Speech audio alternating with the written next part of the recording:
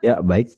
Eh, dalam hal ini saya Andi Budiono akan menjelaskan terkait dengan Information System Research Methodology, di mana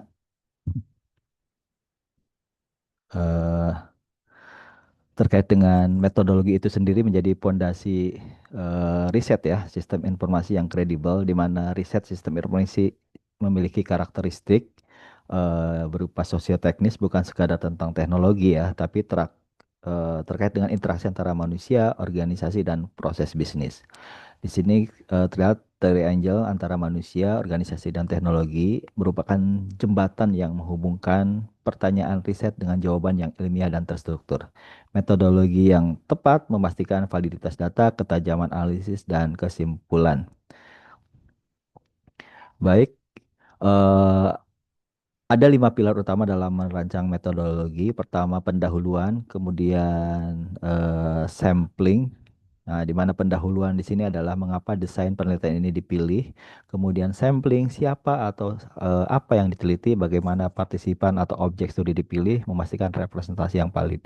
Kemudian yang ketiga adalah pengumpulan data, penjelasan detail tentang alat, kuesioner, wawancara, dan teknik yang digunakan untuk mengumpulkan data. Baik, selanjutnya adalah bagian dari proses analisa data. Bagaimana data mentah diolah dan diinterpretasikan, metode dan software apa yang digunakan untuk menemukan makna. Dan yang terakhir adalah mungkin adalah di sini adalah limitasi atau batasan terkait dengan pengakuan terhadap keterbatasan studi ini yang menunjukkan pemikiran kritis dan memperkuat kredibilitas peneliti. Baik, selanjutnya adalah terkait dengan pendekatan kuantitatif, eh di mana kuantitatif ini mengukur realita dengan dan menguji teori. Ide utamanya adalah fokus pada data numerik, analisa statistik, dan pengukuran objektif untuk mengidentifikasi pola. Tujuan utama itu adalah menguji hipotesa yang telah dirumuskan, kemudian mengidentifikasi hubungan sebab akibat antar variabel, dan terakhir adalah mengeneralisasi temuan dari sampel ke populasi yang lebih luas. Apa metode kunci yang umum digunakan dalam sistem informasi ini adalah pertama survei dengan kuesioner tertentu, kemudian eksperimen terkontrol, dan terakhir adalah analisa statistik lanjutan. Di sini kita bisa menggunakan eh, metode regresi, structure equation modeling atau SEM. Baik, selanjutnya kita contoh kuantitatif yang saya coba lakukan untuk membedah faktor sukses implementasi bisnis intelijen di BPJS Kesehatan. Apa konteksnya menganalisa faktor yang mempengaruhi kesuksesan implementasi aplikasi BI di BPJS Kesehatan? Untuk rincian metodologinya, pertama adalah pertanyaan riset. Bagaimana pengaruh kualitas sistem, informasi, layanan, sampai kepuasan pengguna. Dan apa netnya, manfaat bersihnya. Kemudian desain penelitian, membuat survei cross-section menggunakan kuesioner terstruktur. Selanjutnya model teoritis, itu model kesuksesan yang saya gunakan adalah di sistem informasi menggunakan framework Dillon and McLean. Kemudian sampel penggunaan internal di level manajerial ya untuk di organisasi di BPJS Kesehatan dari mulai cabang sampai ke kedeputian wilayah. Kemudian melakukan analisa data menggunakan partial square structure equation modeling atau PLSSM untuk menguji hubungan kausal antar variabel. Baik, kemudian pendekatan yang satunya lagi adalah pendekatan kualitatif, yaitu memahami makna intinya. Jadi ide utamanya fokus pada pemahaman mendalam tentang pengalaman, persepsi, dan konteks sosial. Data yang dihasilkan bersifat naratif tentunya dan deskriptif. Tujuannya apa? Mengeksplorasi fenomena yang belum banyak dipahami.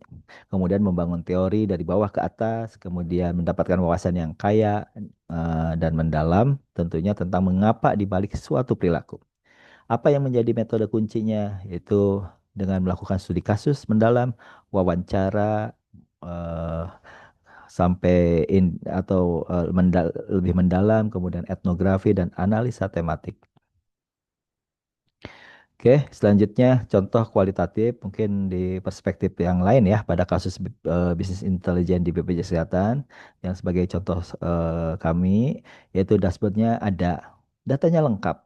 Ini ada suatu hipotesa ya, dashboardnya ada, datanya lengkap, tapi untuk keputusan penting, saya tetap lebih percaya pada intuisi dan laporan mungkin berupa Excel dari tim saya.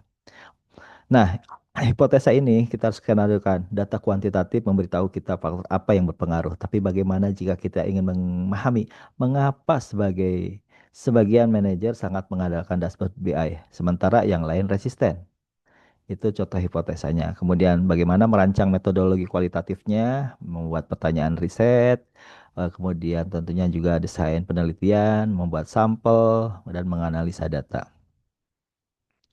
Baik, selanjutnya metode pendekatan yang lain adalah campuran menggabungkan kekuatan kuantitatif dan kualitatif. Ide utamanya apa? Untuk mengintegrasikan metode pengumpulan dan analisa data berupa kuantitatif dan kualitatif secara strategis dalam satu studi. Apa menjadi tujuan utamanya? Mendapatkan pemahaman yang lebih komprehensif dan holistik. Kemudian triangulasi tentunya, validasi silang, konfirmasi kembali temuan dari satu metode dengan metode lainnya, dan terakhir menggunakan temuan kualitatif untuk menjelaskan hasil kuantitatif yang tidak terduga atau sebaliknya. Kapan digunakan ini metode campuran ini ketika satu pendekatan saja tidak cukup untuk menangkap hasil penelitian. Kemudian contoh metode campuran di BPJS Kesehatan ya terkait dengan sinergitas data, skenario hipotesisnya mengukur apa dengan skala besar lalu menjelaskan mengapa dengan mendalam.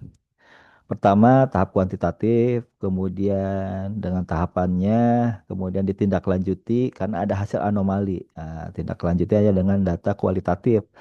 Tujuannya apa? Untuk menjelaskan hasil anomali dari tahap satu. Nah, kemudian metodenya melakukan wawancara lebih mendalam kepada 10 responden, misalnya yang dipilih dari kelompok dengan skor kepuasan terendah, kemudian hasilnya apa? Menemukan bahwa penyebabnya adalah kurangnya pelatihan misalnya dan laporan yang tidak relevan. Di sini akan membentuk integrasi dan insight.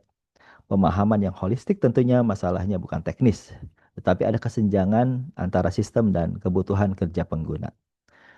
Baik, mungkin itu sekilas terkait dengan beberapa metodologi pendekatan kualitatif, kuantitatif, bahkan metode campuran.